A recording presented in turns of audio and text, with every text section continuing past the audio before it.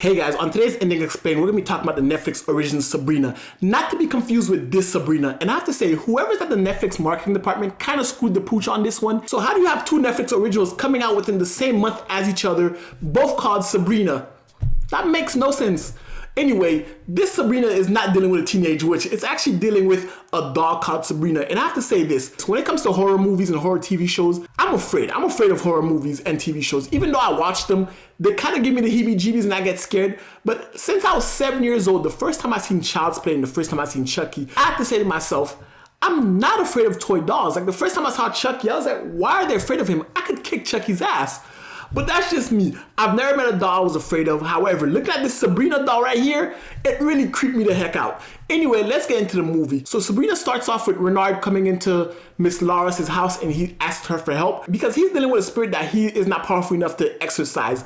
Now this sets up two things. One, it sets up that they're both exorcists, and it also sets up that the fact that Miss Laura is more powerful than Renard, which comes into play later on in the movie. So when they get to Mr. Arca's house and they see that his wife is possessed by this demon, the demon is able to lure Arca in and kill him. That gives them enough time to exorcise and dispatch the demon. Now once they dispatch the demon, we find ourselves following a young girl named Vanya. It's her birthday that day, and her uncle, who is the one behind the Sabrina dolls, he's mass producing these Sabrina dolls, and they're selling like hotcakes to the point that he has a contract to export his Sabrina dolls all around the world. And I have to say, what kid likes this doll? Seriously, what kid would like this doll?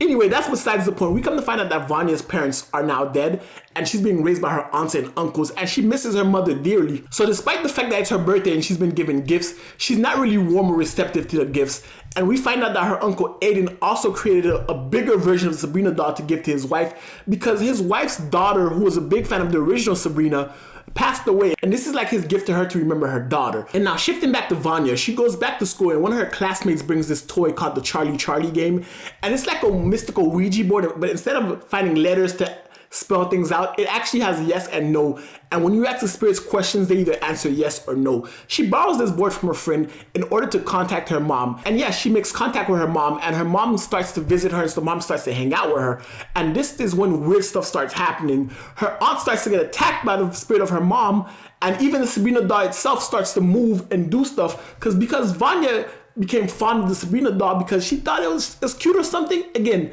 this doll right here does not look cute to me at all, but hey, it's not for me, right? So now weird things start happening around the house, and even when they go on vacation, they're attacked by spirits, and it's then they see that Aiden is back. Aiden is the woman who was possessed in the beginning of the movie, and we come to find out that Aiden is actually Vanya's mother, and now she's out to get them all. At this point, it's beyond them, so they contact Renard and Miss Laris again to help them exorcise this demon.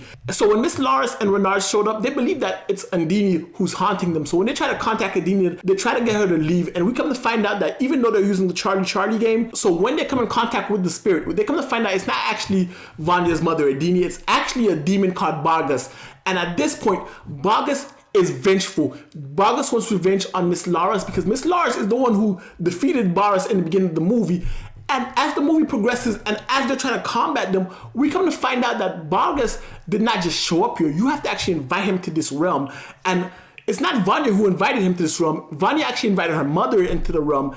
It's the fact that her uncle Aiden is the one who invited Barga into the realm in the first place, and we come to find out the secrets behind Aiden. We come to find out that Aiden's father was the one who was in charge of the toy company, and Aiden's father had two sons, Aiden and his brother Arca. And no matter what designs Aiden brought towards his father, he rejected all of them, but everything Arca brought was always accepted and embraced. So when his father passed away, he left 60% of the company to Arga and 40% to Aiden. That gives Arga the majority stakeholder in the company, and that means all his decisions are final, so he can veto anything Aiden brings forward.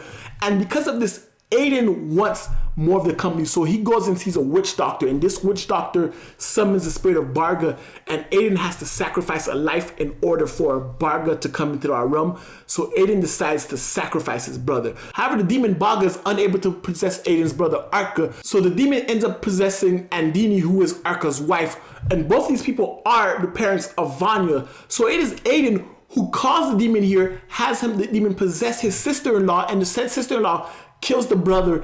And however, because Miss Laura came and exorcised him, this demon is owed a life, and he wants the life that he was promised because the demon delivered its promise to Aiden, and its gift or its reward has not been received because they're just exercising Bogus every chance they get. Regardless of the fact that a deal was struck up, Miss Laura's is not one to let demons roam around, so she decides to exercise them anyway. Even to the point where the demon enters into Aiden's body, they still exercise said demon, and the demon promises it will return. However, Renard, the other exorcist, had some ancient weapons that belonged to Vargas that he found early in the movie, and he gave those weapons to Miss Laura's, and Miss Laura's was able to defeat the demon, and they got rid of it. Now, I have to say, this movie was pretty interesting, but this movie was a B movie. When I say a B movie, I mean that it was more of the line of more B grade, not as an A-list, AAA, Hollywood exclusive. It's more like an indie movie. Though the premise is interesting and the characters and the plot itself is interesting, the effects and the fact that the horror itself wasn't really there in this movie kind of took away from the movie overall, because again, it's a B-grade movie. It had cheesy special effects. The CGI was terrible. It's one of those horror movies when you're going in there for a scare, but you end up having more fun laughing at the movie than actually being afraid of it. Kind of like Texas Chainsaw Massacre #7, for example. It's one of those movies that they just churn out. Even though it's an interesting movie and it's a fun tale, it's still one of those movies that you churn out. Anyway, guys, that's it for my ending explained. Yeah, I liked it. If you guys liked it, let me know in the comment section below what you think of the movie, what you think of this video. If you like the video, definitely give it a thumbs up. Hit the subscribe button if you guys haven't already. And until next time, binge on.